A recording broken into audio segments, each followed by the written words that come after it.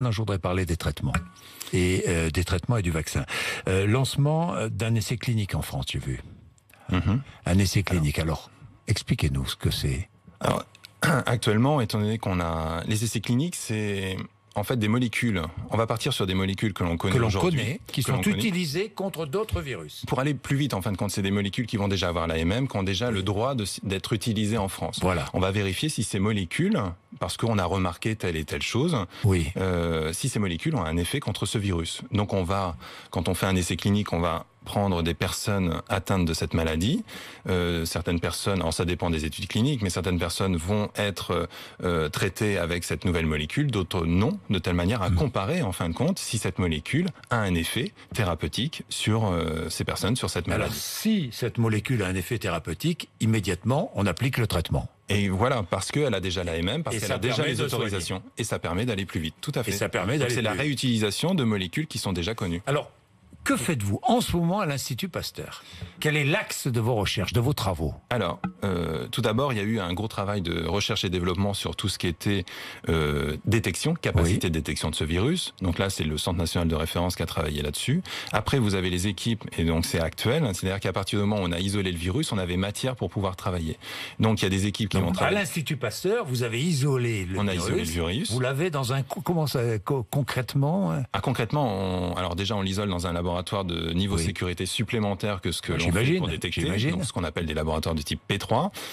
On sait que les coronavirus poussent sur certains types cellulaires. Alors, qu'est-ce que c'est? Qu'est-ce que ça veut dire? C'est-à-dire qu'on met sur une plaque plastique des cellules qui vont s'agréger et se multiplier sur le fond de la cellule. Et nous, on va venir mettre un petit peu de prélèvement récolté sur un patient détecté positif. Et on va laisser quelques jours, c'est 2-3 jours, le virus se multiplier. Et ensuite, vous allez avoir dans le tapis cellulaire des trous qui vont dénoter, justement, qui vont indiquer que le virus s'est multiplié. Pourquoi des trous? C'est ce que je vous disais tout à l'heure, c'est-à-dire que les cellules ont été utilisées pour qu'ils se multiplient et ces cellules meurent, donc les cellules se décollent. Et donc on voit des trous. Donc c'est ce qu'on appelle les ECP. Et donc on va pouvoir, alors c'est une méthode pour déterminer la présence du virus, il y a d'autres méthodes, mais celle-ci nous permet très rapidement, en 2-3 jours, d'avoir du virus. Donc on a des quantités de virus maintenant assez importantes qui permettent de mettre en place des recherches. Voilà. Alors, vous en êtes où? Alors, les recherches, il va y avoir plusieurs types. Ça va être la mise en place d'un vaccin qui va mettre plusieurs mois à partir de données que l'on connaissait déjà à partir du SRAS. Il y avait déjà des études qui avaient été lancées pour mettre en place des vaccins. Donc, on va repartir de ces squelettes, entre guillemets, pour adapter, en fin de compte, ce nouveau virus à ces vaccins qui étaient déjà en programmation. Vous avez aussi toutes les études sérologiques qui vont arriver. C'est-à-dire que nous, on est en train de mettre en place au laboratoire la capacité de déterminer si une personne, à l'aide de son sang, de son sérum, déterminer si elle a été infectée par le virus, parce qu'elle aura fabriqué des anticorps. Donc ça, c'est ce qu'on appelle la sérologie.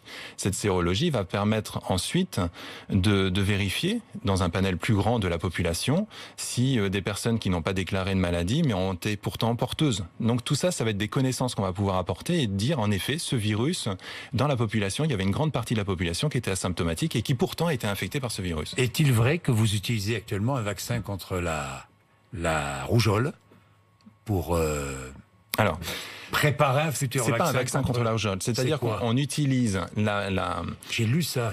Oui, c'est-à-dire qu'on utilise le squelette de la rougeole pour faire un vaccin contre le coronavirus. C'est-à-dire que vous avez des virus, là une fois de plus, on va utiliser les capacités naturelles du virus à aller à certains endroits, à propager, si vous voulez, une information qui permettra justement de stimuler votre système immunitaire et de le stimuler contre ce nouveau coronavirus.